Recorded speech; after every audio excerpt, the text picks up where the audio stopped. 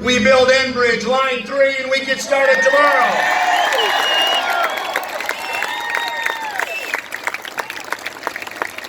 You look at these Democrats.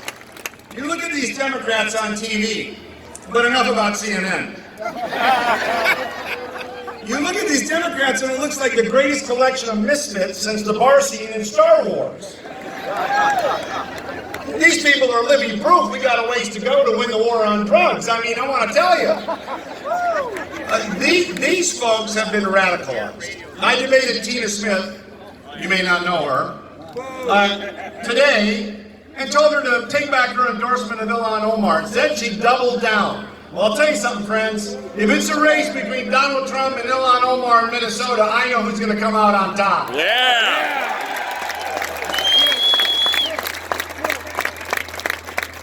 And if it's a race between Tina Smith and Jason Lewis, I've got a pretty inkling on who's going to come out on top, too.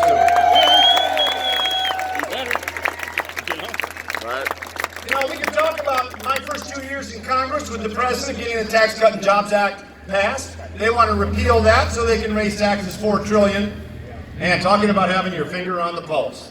These people are going to run on a platform of raising your taxes $4 trillion. We did career and technical education reform. We did VA reform so we could fire bad government employees. And the first one we're going to fire in November is Tina Smith. We did criminal justice reform. We're energy independent, folks. Somebody tell Jimmy Carter he can take off his cardigan and turn up the thermostat. America now exports more energy than it imports.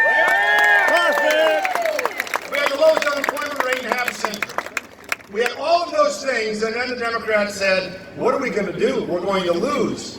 I know, let's exploit a public health challenge, and for the first time in our nation's history, lock down Bemidji, lock down America, lock down Minnesota. Well, you know what? You're tired of it, and we're going to open up Minnesota, send the kids back to school, open the businesses, and get America moving again.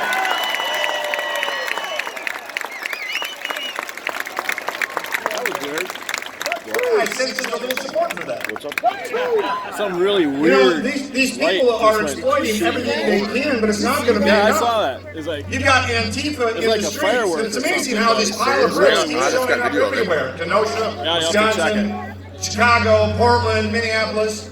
You know, the DOJ is looking into an interstate conspiracy of violence. You know what, my friends? If they can impose and exploit the RICO statute to beat up on pro-life protesters, we ought to be invoking a RICO statute to go after these thugs in the streets, prosecute them, and put them behind bars.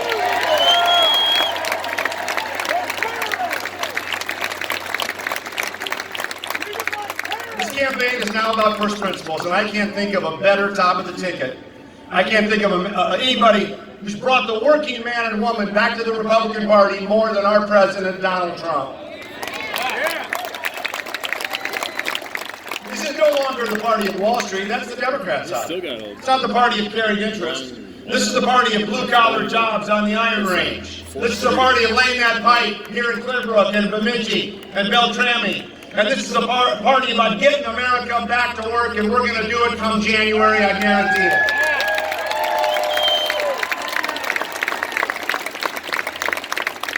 We've already got a pretty good start on it. We've got a V-shaped recovery. The Democrats are panicky. They're coming out of Joe Biden's basement now. You know, this really is about first principles, though. In all seriousness, when Thomas Jefferson talked about our inalienable rights of life, liberty, and the pursuit of happiness, he said that's why governments are instituted among men and women, to preserve those things. Any government, like the Minneapolis City Council, that defunds the police and then blames the police is not fit for governing. And any party and any senator who backs that council and won't condemn Antifa, won't tell Ilhan Omar to get a life, is not fit for the United States Senate, and that's why I'm going to defeat Tina Smith.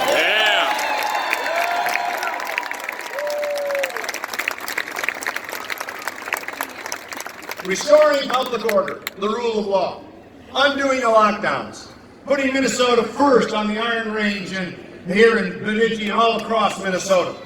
Pretty simple plan. I can't believe anybody would oppose it. You know, Thomas Paine once said, we have it within our power to begin the world new again. And so it is. You and I, on this splendid day and in this splendid year and with this splendid president, have it within our power to begin Minnesota new again. And that starts on November 3rd when we flip our state red. I'm honored to have the president's endorsement. I look forward to working with him again. But most importantly, I look forward to representing the forgotten man and woman all across Minnesota and getting you back to work and getting your lives back to normal and restoring law and order. Thank you all very much.